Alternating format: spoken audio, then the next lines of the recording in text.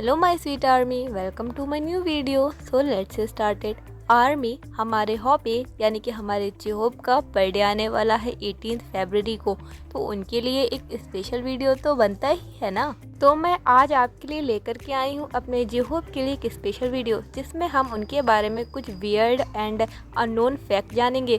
तो जल्दी से मेरे चैनल को सब्सक्राइब करके बेल आइकन को हिट कर दीजिए जिससे मेरे न्यू वीडियो की नोटिफिकेशन सबसे पहले आपके तक पहुँच जाए। हमारे हॉबी जिनका बर्थडे 18 फरवरी को होता है, सबसे पहले उनकी फैमिली के बारे में थोड़ी सा जान लेते हैं। उनकी फैमिली में जेहोब और उनसे बड़ी बहन है और उनके मॉम डैड हैं। जब जेहोब ने अपने फैमिली में बताया कि वो एक डांसर बनना चाहते हैं, तो जेहोब के इस फैसले से उनके डैड बहुत ज़्यादा नाराज़ हुए और वो जेहोब को डांसर नहीं बनने देना चाहते थे।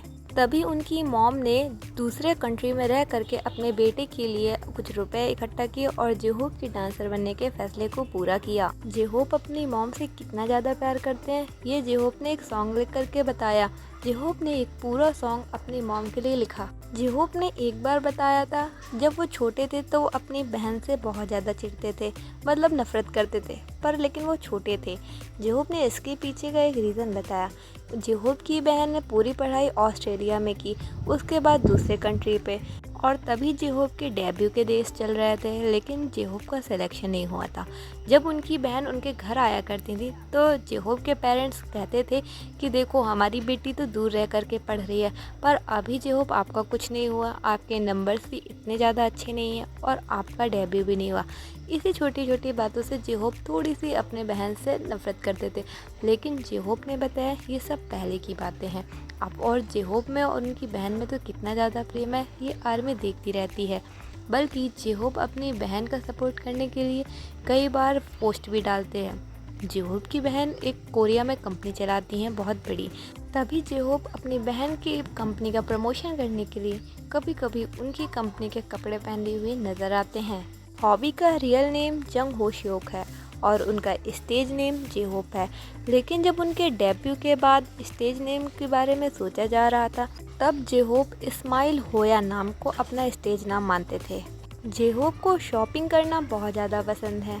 जेहोब का फेवरेट रंग ग्रीन है। हॉबी को मेलोड्रामेटिक मूवीज़ देखना काफ़ी ज़्यादा पसंद है। जेहोब ने बताया था कि उनको खुले हाथ सोने की आदत है। जब हॉबी सोते हैं तो वो धीरे धीरे अपने बालों को सहलाते रहते हैं। जब ऐसा पूछा गया कि वो क्यों करते हैं तो जेहोब ने बताया कि जब वो छोटे थे तब उनकी मॉम उनके धीरे धीरे बालों को सहलाती रहती थी और वही आदत आज जेहोब में भी है। जब जेहोब सोते हैं तो वो धीरे धीरे हाथों से अपने बालों को सहलाते रहते हैं। आर्मी, क्या आपको पता है जेहोब को प्यार से मैनेजर जंग भी कहा जाता था। ऐसा उनको इसलिए कहा जाता था क्योंकि वो सभी बीटीएस मेंबर्स के लिए डांस मूव क्रिएट करते हैं। जेहोब को अपने स्कूल टाइम में मैथ बिल्कुल भी पसंद नहीं थी। सेम, मुझको भी मैथ बिल्कुल भी पसंद नहीं है, पर क्या करूँ, पढ़ना तो पड़ता ही है। और आपको? जेहोब की फेवरेट बीटीएस कोरियोग्राफी में सेव मी और डीएनए शामिल है। जेहोब हर रात सोने से पहले बाइबल पढ़ते हैं जो क्रिश्चियन की हॉली बुक है। जेहोब के पास एक डॉग है जिसका नाम मिकी है। जब बीटीएस ग्रैमी में अनाउंस हुए थे तो सबसे पहले जेहोब ने अपने डॉग मिकी को ही बताया था और पता नहीं कैसे बताया होगा और उसने कुछ ना कुछ रिएक्शन भी दिया होगा। ये जेहोब ने एक इंटरव्यू में बताया था। जेहोब डांसर बनने से पहले एक टेनिस प्लेयर बनना चाहते थे। आर्मी, आपने रन बीटीएस एपिसोड में देखा होगा कि जेहोब को टेनिस में गोल्ड मेडल मिला हुआ है। जेहोब जब अपने official blog and Twitter account पर कोई भी डांस का वीडियो पोस्ट करते थे तो उसका कैप्शन लिखते थे होप ऑन द स्ट्रीट। और अब तो आपको पता ही है कि जेहोब का एक सॉन्ग ही है on the street. BTS members में अगर सबसे ज़्यादा कोई मेंबर दान करता है तो वो हमारे हॉबी ही हैं, क्योंकि हॉबी इतने ज़्यादा काइंड हार्टेड हैं। वैसे तो सभी मेंबर्स ही दान करते हैं पर उसमें पहला नंबर हमारे हॉबी का आता है। एक बार जेहोब से पूछा गया कि आपके हैप्पीनेस के एलिमेंट क्या हैं, तो हॉबी ने बोला family, love and health. Army, एक बार हमारे हॉबी ने बताया था कि जब तक वो एक जंग होशियोक बनकर रहते थे तब तक वो काफ़ी ज़्यादा उदास थे, लेकिन जैसे ही उन्होंने जेहोब यानी कि अपने डेब्यू के बाद अपने स्टेज नाम को अपने ऊपर लागू किया तब से वो बहुत ज़्यादा अच्छे, मतलब कि खुशी से रहने लगे और उनके लाइफ में होप आ गई। इसीलिए अब उनकी सबसे इच्छा रहती है कि वो सिर्फ होप ही स्प्रेड करें। मतलब कि हर जगह हैप्पीनेस को ही फैलाएं। जब जे-होप डेब्यू कर रहे थे तो उस टाइम पे जे-होप को कंपनी से निकाल दिया गया था।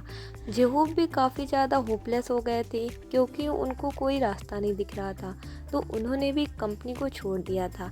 लेकिन तब तक हमारे बीटीएस मेंबर्स आपस में इतने ज़्यादा क्लोज आ चुके थे कि जब जे-होप ने कंपनी को छोड़ा और वो जाने लगे, तब सभी मेंबर्स इतना ज़्यादा रोए कि हमारे हॉबी को भी काफ़ी ज़्यादा रोना आ गया। और इनफैक्ट जिमिन और जंगकुक तो इतना रोए कि वो हॉबी से जाकर चिपक गए और कहने लगे, ह्योंग प्लीज़ हमें छोड़ के मत जाइए।